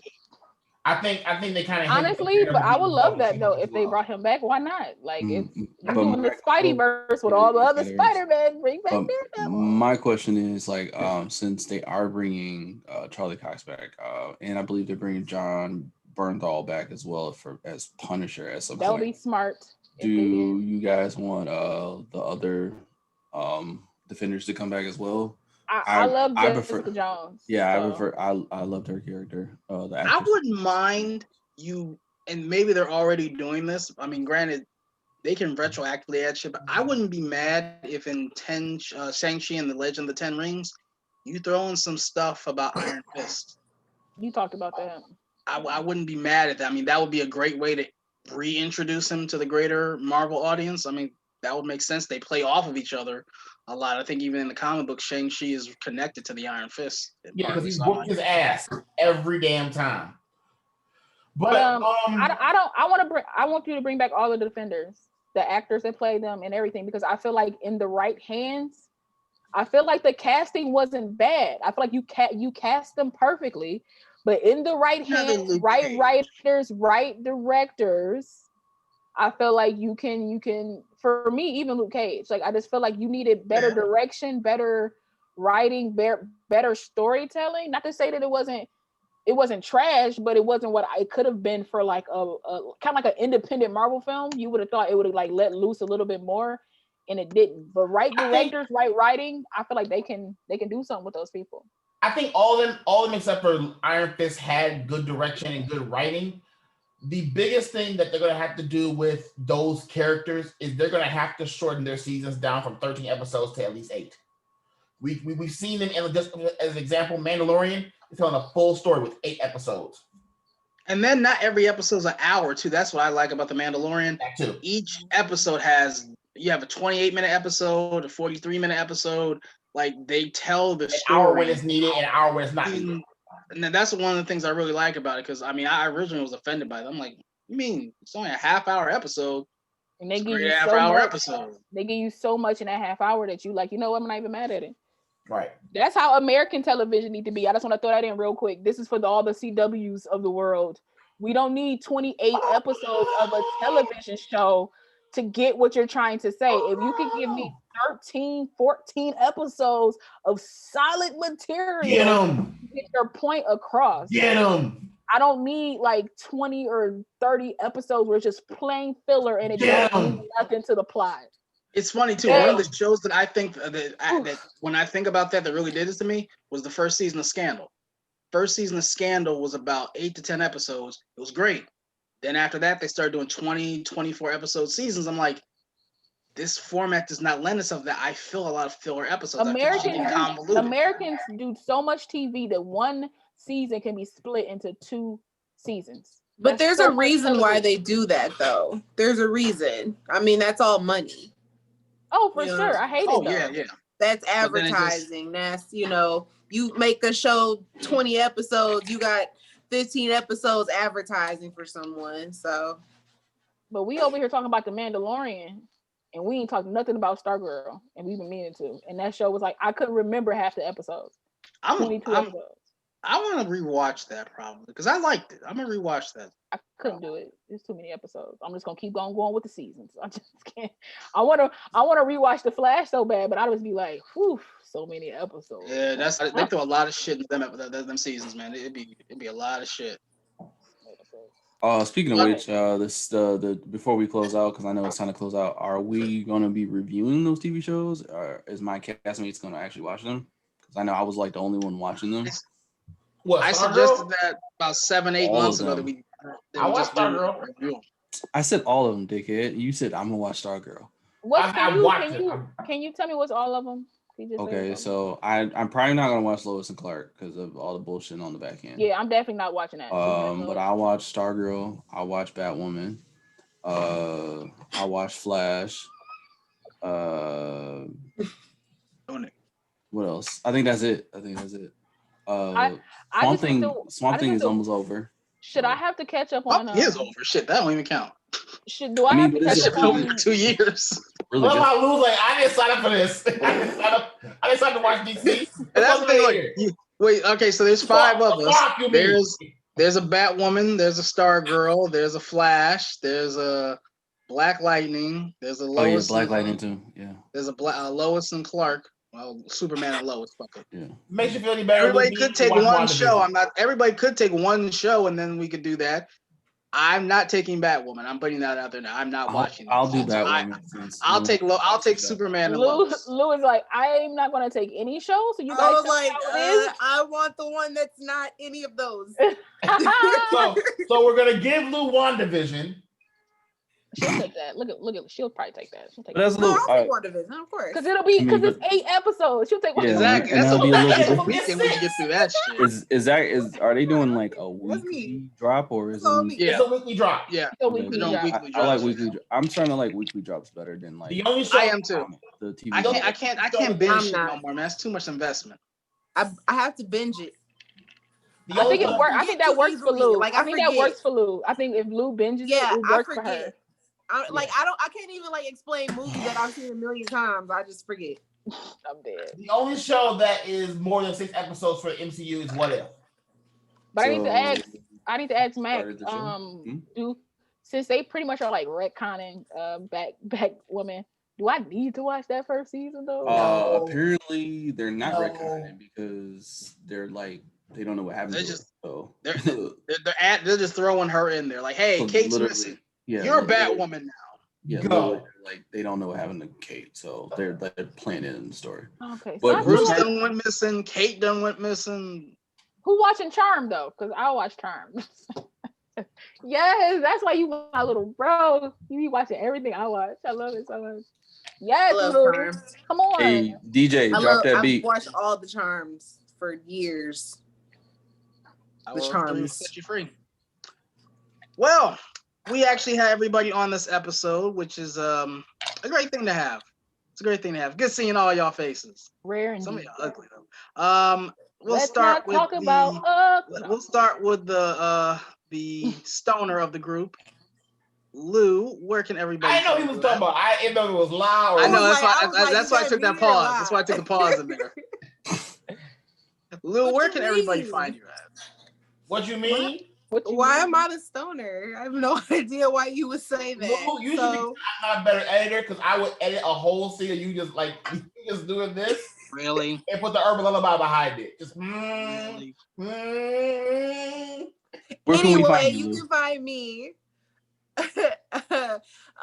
at on social Cloud media nine. places. And you Cloud questioned nine. me. You questioned Damn, me. I when should have said went that. last because I can't remember. Okay, so Twitter, Instagram. I'm on all them things at Is She Black or Asian? Are you sure? Yeah, I'm not about Are to you spell it positive? though. Tesla, where can people find you at? You can find me on Twitch, Facebook, Instagram, and Twitter at JayTezla, jaytezla.bandcamp.com. Something we talked about in this episode will be the theme for this upcoming beat pack. So yeah, find me there. I wasn't gonna laugh. I wasn't gonna laugh until she started laughing, man. I swear, the second you said, I said, man, don't laugh, don't laugh, don't laugh. And she just gives me hell. Live, where can we find you? You can find me on Ain't This Funny on IG. No, you can find me on all social media, Black Girl Marvel. That's I'm also on TikTok. I'm doing stuff on TikTok and Reels. So you can Tesla. I'm shocked. I'm happy, but I'm shocked. Let's not put on for the crowd. You've literally liked a video of mine. So let's not act like you don't know that I was on TikTok, sir. Anywho, any hoozle beans. Any hoozle Right, beans. you whore. Yes. You can find me on all social media at Black Girl Marvel. I should be having my reactions to the Investor Day trailers coming out soon. I know if you was gonna say shortly or soon. No, I said soon. Red-faced monster. When you get a second. Here's Mike off. You can find Zero in. I'm waiting. I'm just messing with them now. You can find me. You go talk for me. The Red Faced Monster at Twitter and Instagram, and on Facebook. You can find me at Mark Kinney, as well as what kind of Black nerd. Where can they find you on Twitter, Facebook, and Instagram? Is what now? The Red Faced Monster. What do you? I said it. It's just Red Faced Monster. It's not anything. Red else. _ faced monster. So if you're watching the video, you can. Oh, you can't see that shit. Never mind. So it's RED _ FACED _ MONSTA. So yeah, and then on Facebook you can find me at Mark McKinney, as well as on What Kind of Black Nerdcast Is This? Yeah, you can find me there. And last but not least, where can we find you, Little Sweets? You can find me at Team Kayos on YouTube with videos that are going to be coming up weekly starting in 2021. You can find me on Instagram and Twitter. If you tweet me, I'll tweet you back in a few days or a month, whenever I check my mentions. Whenever I check my mentions. You can also find me in the What Kind of Black Nerdcast This pages on Facebook, and you can find me at Kyle J. Campbell. We appreciate everybody spending time with us. We hope we gave you a good rundown of everything that happened over the last few days. It is honestly overwhelming, the amount of news that Disney dropped on us. Like, this was unheard of and obscene amount of information. I hope in 2021 that I can be able to see some of these things in the theaters with some of these great people that I have here with me. We wish you a happy holidays. Goodbye. Merry Christmas. This is the way. Happy Christmas.